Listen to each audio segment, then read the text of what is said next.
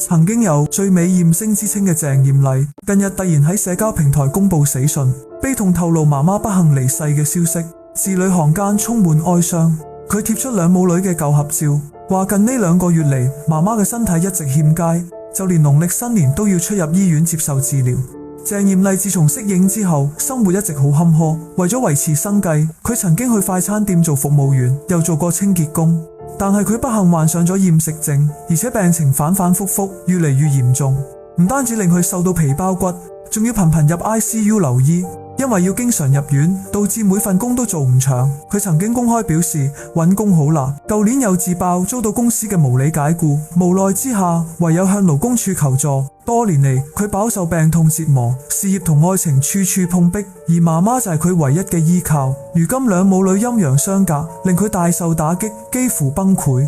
更令人心酸嘅係，仲有2個禮拜嘅3月27號，原嚟係佢嘅55歲生日。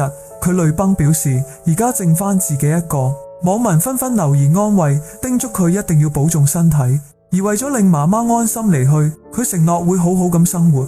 願節哀順變，謝媽媽離苦得樂，一路走好。